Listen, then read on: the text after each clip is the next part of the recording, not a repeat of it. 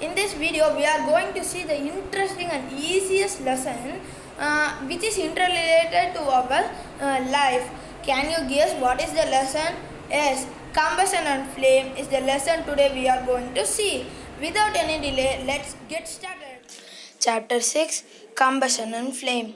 We use different kinds of fuel for our various purposes at home, in industry, and for running automobiles. Can you name few fuels used in your home? Name a few fuels used in trade and industry. What fuels are used for running automobiles? Your list will contain fuels like cow dung, wood, coal, charcoal, petrol, diesel, compressed natural gas, etc. You are familiar with the burning of candle. What is the difference between the burning of candle and the burning of fuel like coal? You may be you were able to guess right. Candle burns with the flame, whereas coal does not burn.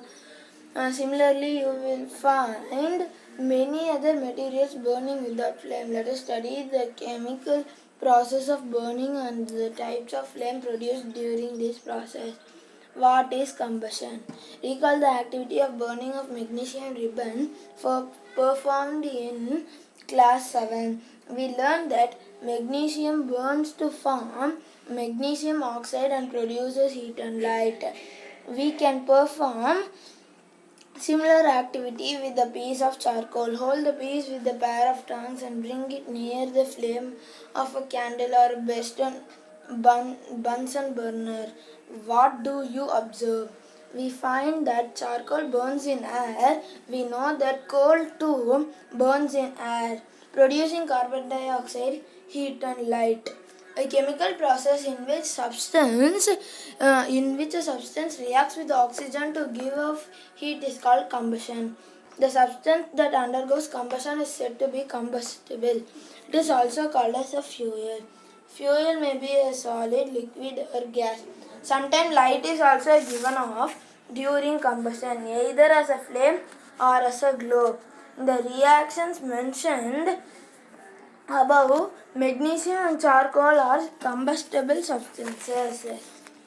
Let us skip, we don't need to read out these activities. Let us skip and go to our chapter. Can you name some more substances which are combustible? You can add those to table 6.1. Let us investigate conditions under which combustion takes place. We find that for combustion air is necessary. The candle burns freely in case A, when air can enter the chimney from below. In case B, when air does not enter the chimney from below, the flame flickers and produces smoke. In case C, the flame finally goes off because air is not available. In the sun, heat and light are produced by nuclear reactions. You will learn about this process in higher classes. Let us read out this. During extreme heat of summer, at some places dry grass catches fire. From the grass, it spreads to the trees, and very soon the whole forest is on fire. It is very difficult to control such fires. You might have heard that when the clothes of a person catch fire, the person is covered with a blanket to extinguish fire. Can you guess why? Now recall some of your experiences. Does a matchstick burn by itself? How does it burn? You must have had an experience burning a piece of paper. Does it burn when a burning matchstick is brought near it?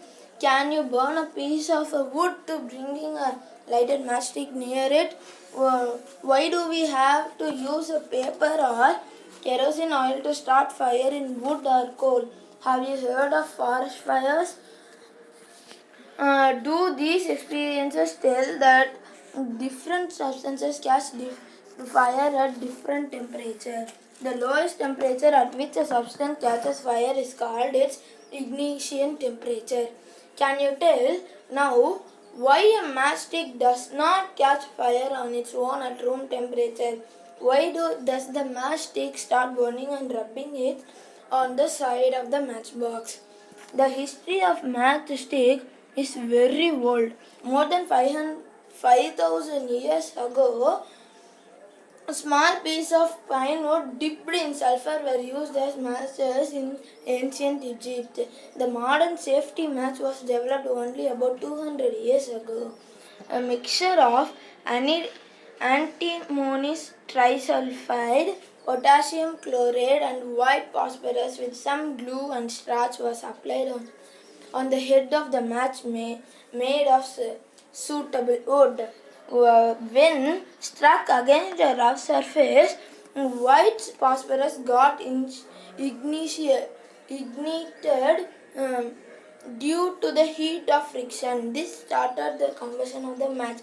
However, white phosphorus proved to be dangerous for both the workers involved in the manufacturing of matches and for the users.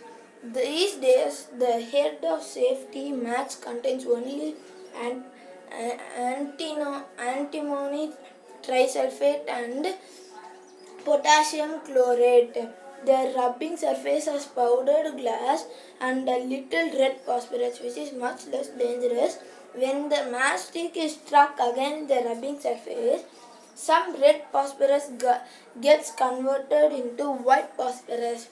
This immediately reacts with potassium chloride in matchstick head to produce enough heat to ignite antimony trisulfate and start the combustion. We find that a combustible substance can't catch fire or burn as long as its temperature is lower than its ignition temperature. Have you ever seen cooking oil catch fire when a firing pan is kept for a long on a burning stove? Kerosene oil and wood do not catch fire on their own at room temperature, but if kerosene oil is heated a little, it will catch fire. But if wood is heated a little, it would still not catch fire. Does it mean that ignition temperature of kerosene oil is lower than that of wood? Does it mean that we need to take special care in storing kerosene oil? The following activity shows that is essential for substance to reach ignition temperature to burn. Now let us skip all the activities. What happens to the empty paper cup? What happens to the paper cup with water? Does water in this cup become hot? If we continue heating the cup, we can even boil water in the paper cup. Can you think of an explanation for this phenomenon? The heat supplied to the paper cup is transferred to the water by conduction. So, in the presence of water, the ignition temperature of paper is not reached. Hence, it does not burn. The substances which have very low ignition temperature can easily catch fire with the flame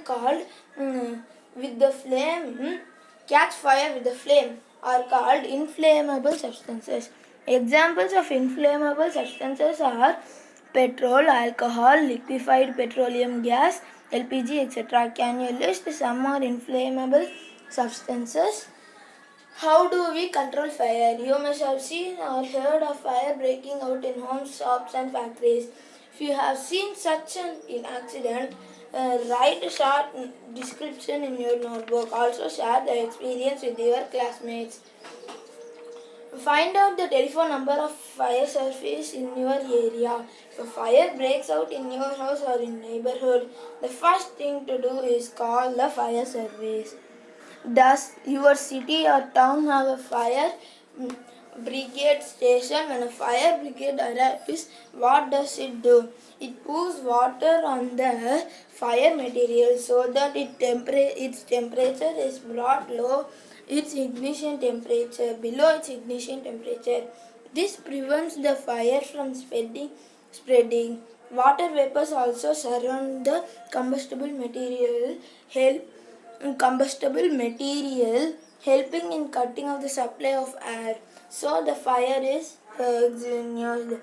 You have learned that there are Three essential requirements for producing fire. Can you list these requirements? These are fuel and to supply oxygen and heat to rise the temperature of the fuel beyond the ignition temperature. Fire can be controlled by removing one or more of these requirements. The job of fire extinguisher is to cut off the supply of air or to bring down the temperature of the fuel or both. Notice that the fuel in most cases cannot be eliminated. If, for instance, a building catches fire, the whole building is a fuel. Let us read out this important and interesting box. Interesting topic. The most common fire extinguisher is water, but water works only when things like wood and paper are on fire. If the electrical requirements is on fire, water may conduct electricity or harm those trying to douse the fire. Water is also not suitable for fires involving oil and petrol. Do you recall that water is heavier than oil, so it sinks below the oil and oil keeps burning on the top? For fires involving electrical equipment and inflammable material like petrol, carbon dioxide, CO2 is the best extinguisher. CO2 being heavier than oxygen covers the fire like blanket. Since the contact between the fuel and the oxygen is cut off, the fire is controlled. The added advantage of CO2 is that in most cases it does not harm the electrical equipment. How do we get the supply of carbon dioxide? It can be stored at high temperature as liquid in cylinders. In what forms is the LPG stored in cylinders? When released from the cylinder, CO2 expands enormously in volume and cools down, so it not only forms a blanket around the fire, it also brings down the temperature of the fuel. That is why it is an excellent fire extinguisher. Other way to get CO2 is to release a lot of dry powder of chemicals like sodium bicarbonate, baking soda or potassium bicarbonate. Near the fire, these chemicals give off CO2. We find that the gas burning rapidly and produces heat and light. Such combustion is known as rapid combustion. These are substances like phosphorus which burn in air at room temperature. The type of combustion in which a material suddenly bursts into flames without the application of any apparent cause is called spontaneous combustion. Spontaneous combustion of coal dust has resulted in many disastrous fires in coal mines. Spontaneous forest fires are sometimes due to the heat of the sun or due to the lightning strike. However, most forest fires are due to the careless of human beings.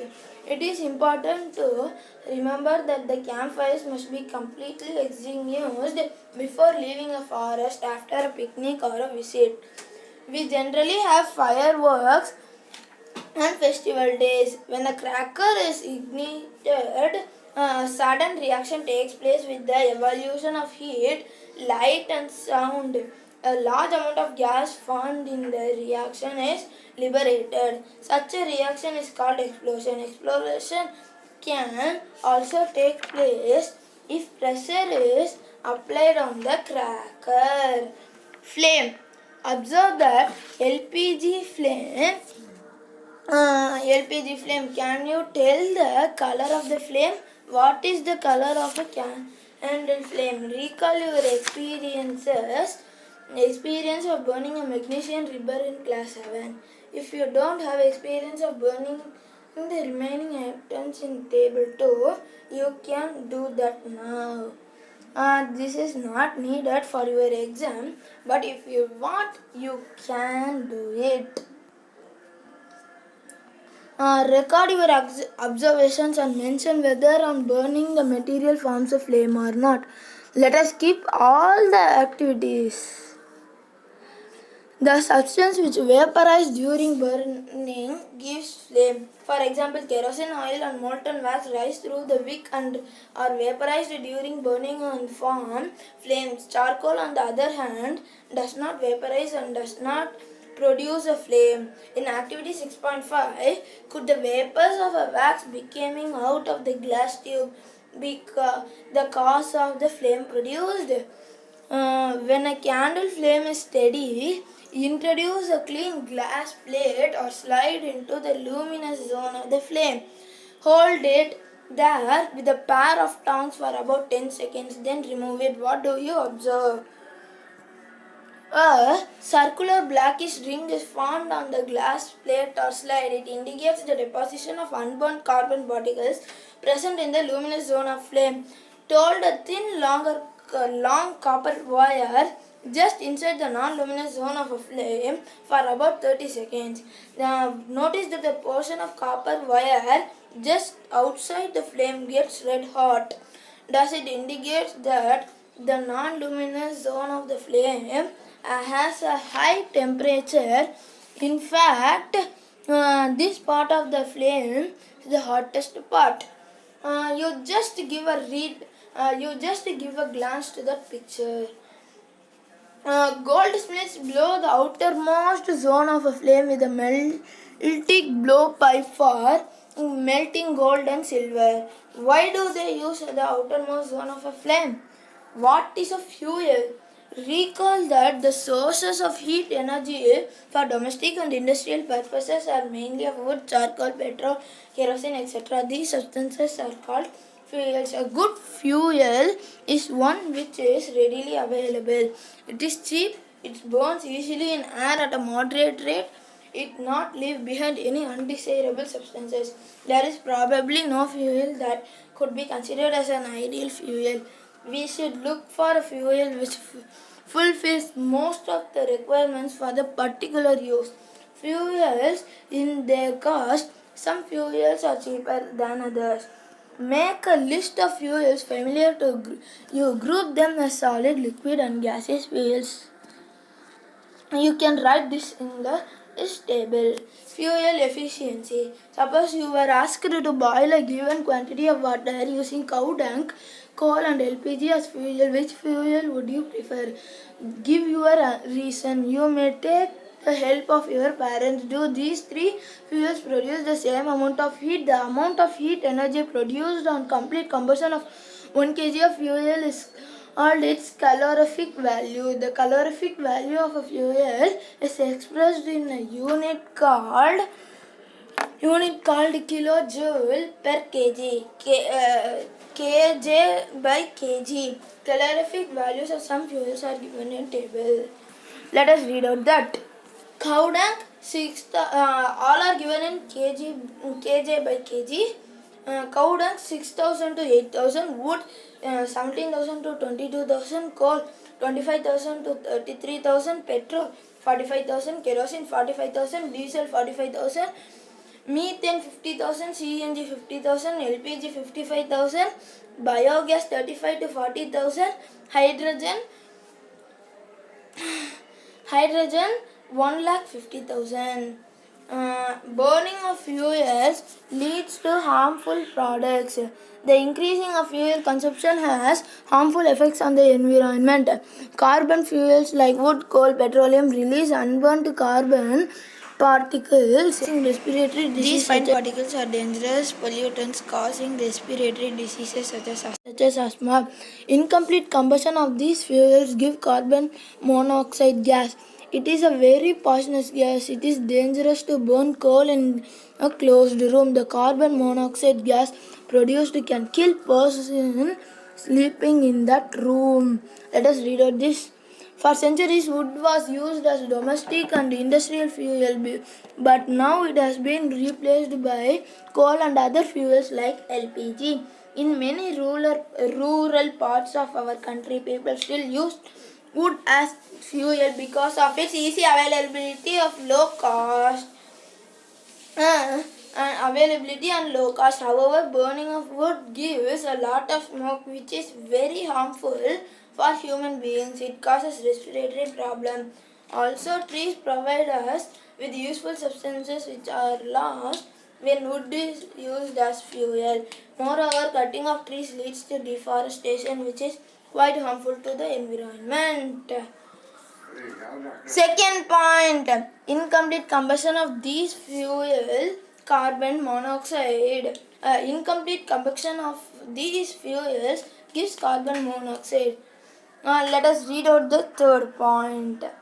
Combustion of most fuels releases carbon dioxide in the environment. Increased concentration of carbon dioxide in the air is believed to cause global warming. Global warming is the rise in the temperature of atmosphere of the earth.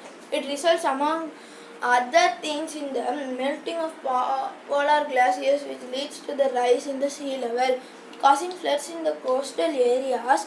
Low-lying coastal areas may even be permanently submerged under water. Burning of coal and diesel releases sulfur dioxide gas. It is an extremely suffocating and corrosive gas. Moreover, petrol engines give off gaseous oxides of nitrogen. Oxides of sulfur and nitrogen dissolve in rain and form acids. Such rain is called acid rain. It is very harmful for crops, building and soil. You have already learnt about it in class 7. The use of diesel and petrol as fuel in automobile is being replaced by CNG, compressed natural gas, because CNG produces the harmful products in very small amounts. CNG is a cleaner fuel. Let us read out the keywords of this lesson. Acid rain, calorific value, combustion, deforestation, explosion, flame, fire extinguisher, fuel efficiency, global warming, ideal fuel, ignition temperature, inflammable substances. Let us recapture the lesson by reading what you have learnt. The substances which burn in air are called combustible. Oxygen in air is essential for combustion. During the process of combustion, heat and light are given out. Ignition temperature is the lowest temperature at which the combustible substance catches fire. Inflammable substances have very low ignition temperature. Fire can be controlled by removing one or more requirements essential for producing fire. Water is commonly used to control fire. Water cannot be used to control fires involving chemical equipment or oils. Chemical equipments or oils. There are various types of combustion, such as rapid combustion, spontaneous combustion, explosion, etc. There are 3 different zones of a flame: dark zone, luminous zone, and non-luminous zone. An ideal fuel is cheap, readily available, readily combustible, and easy to transport. It has high calorific value. It does not produce gases or residue that pollute the environment. Fuels differ in their efficiency and cost. Fuel efficiency is expressed in the terms of its calorific value, which is expressed in the units of kilojoule per kg. Unburnt carbon particles in the air are dangerous pollutants causing respiratory problems.